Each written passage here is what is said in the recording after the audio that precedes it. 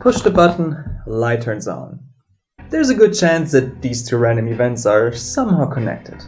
If I repeat this often enough and it works every single time, you might start to believe into this connection.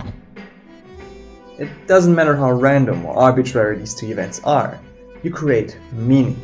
And as long as it works, you have every reason to believe that this is a real thing. We have an interest in meaning, making sense of things and situations around us. Anybody who played a video game before knows how much we're used to this by now. The game's a 2D Mario and you collect 100 coins. What's gonna happen? Easy, you get a new life, right? Everybody knows that. The game's Zelda and you run into this room. The door shuts behind you. How do you open it? Again, super easy, right? You just kill every single enemy. This makes perfect sense to anyone who's played a game before. But does it? And how much does perfect sense weigh? Because apparently every single floor in these dungeons is calibrated for Link's weight and only opens when he's the only entity in the room. And where's the shop that Mario frequents in the split second when he does have 100 coins? When does he buy his life? How do you even purchase a life? Did anybody ever ask these questions? Do we just believe into nonsense? Yeah, we do. No matter how arbitrary any connection is, we accept it and we believe into it, because it has meaning, even if the connection isn't even real. So, what the hell does anything have to do with Hellblade? Senua's Sacrifice is a game about a Celtic warrior Senua and tells a heroine's journey. With a heavy and confused heart, Senua travels to Helheim, a place where the dead rest. Northmen invaded her land, raided her village, and violently sacrificed her fiancé Dillion to their cruel gods. Seeing her lover torn apart by her very eyes left its mark on Senua. She wasn't the same afterwards. But Senua is strong-willed and determined to get her wrongfully murdered Dillion back to the world of the living, even if this means certain death. Well, that's the gist of it, and all you need to know about the story of Hellblade. Gameplay-wise, I sure hope you like closed doors, because you'll see a lot of them. You do one of two things to open. Either you take a real close look at the runes that seal each door and try to find them somewhere in your surroundings. They're usually part of the nature, sometimes there's some visual trickery involved. You even create some of the runes by manipulating light sources around you. Or you fight enemies. Quite a few enemies.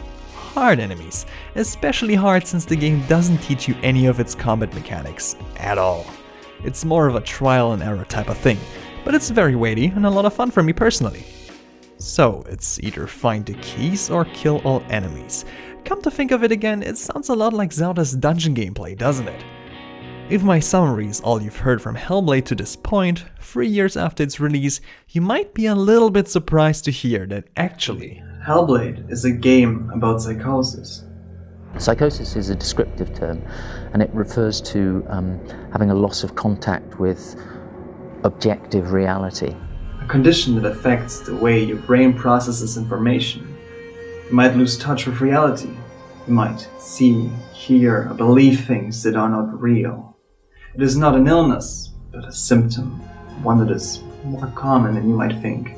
The people at Ninja Theory work closely with multiple service users from the Recovery College East, professors of health and neuroscience, as well as voice hearers. People who do hear multiple different voices with distinct attributes and character within their mind. Ninja Theory really wanted to ensure that Senua's experiences within the game represent the symptom of psychosis as closely as possible and went beyond their way to represent both the terrifying as well as the sometimes beautiful side effects of this. A few of these visual effects are showcased in their mental health feature. I often see waviness and melting of the walls. It makes me feel nauseous. It made me feel weak and disorientated. Everything is in bits, like a photograph that's torn and put together again. It's frightening. An effect that made me feel so uneasy, so unsure. Just remembering it now gives me the shivers. I knew absolutely nothing about psychosis before I played Hellblade. This mental health feature has 2 quotes that changed my entire relation to the game after I've heard them. One individual described how everyday words, sounds, colours and objects were steeped in meaning to him. forming a strange and sinister puzzle that he was determined to solve but could not quite get to the bottom of. People begin to see patterns in the world. They begin to link things that most people wouldn't link. Most of the things that we might think would be coincidence or, not worth commenting on. Something started to click, to shift. I slowly started to understand something. Hellblade is not a game about psychosis. Hellblade is psychosis. Everything we know from the world of Hellblade stems directly from Senua and her knowledge, her understanding, and her perception of our world. Senua tells you of the darkness that swallows her and the curse that was bestowed upon her. She can't open those doors because the cruel gods don't want to let her pass. They put obstacles in her way and don't let her. But the power of the runes, they can open those gates and let me pass and let me go through. And we should haste because Delian is waiting in Helheim. But we don't want to be too late. For any of this to make sense, you must believe in the meaning Senua tells you. I need this sword. It's important. Can you help me? You have no choice but to believe in the meaning of the sword, its divine power. You must believe in the doors actually being closed and the rune's power to break those seals. You must believe in the cruel gods and the trials they want you to face. You must believe in something completely arbitrary. To continue the story, you must believe in defeating all enemies.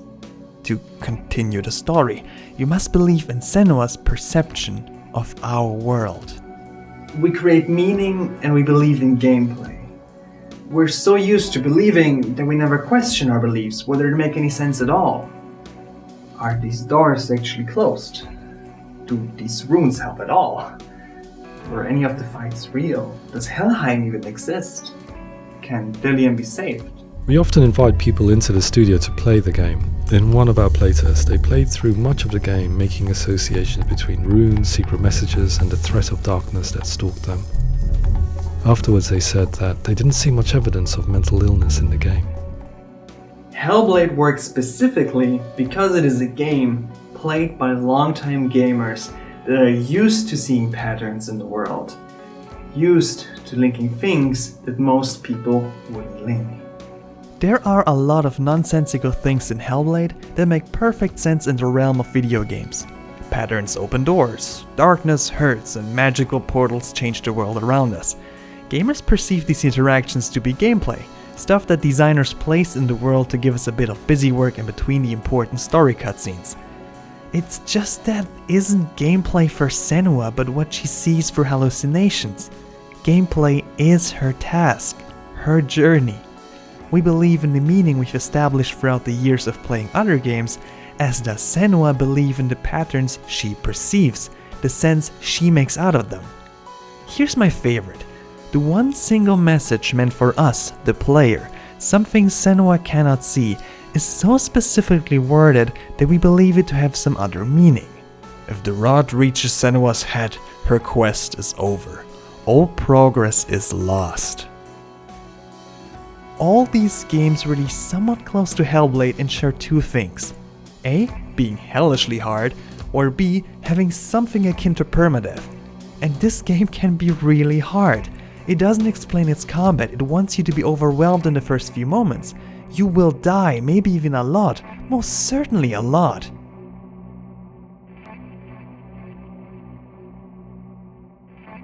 With this context, how couldn't you interpret all progress is lost as a warning for an instead-of mechanic?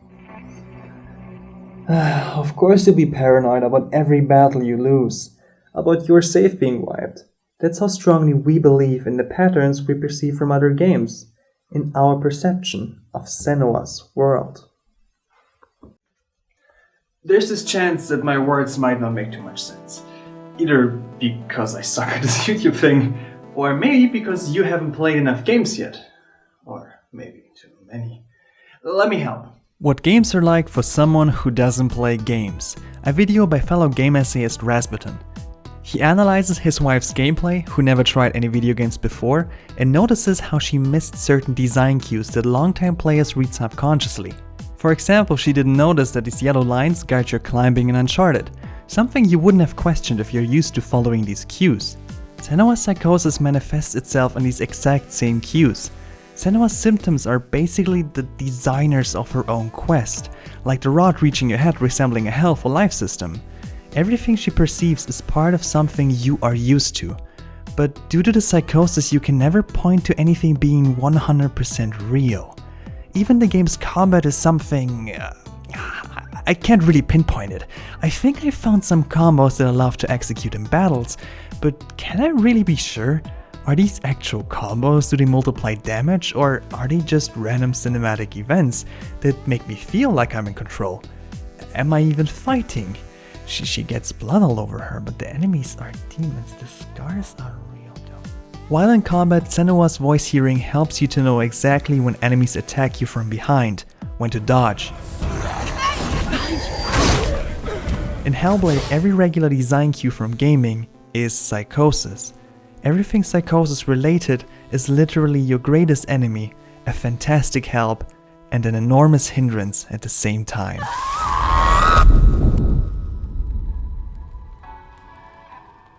Hellblade takes our expectations and beliefs in video games and carefully wraps them in the heavy, contextualized chains of mental health.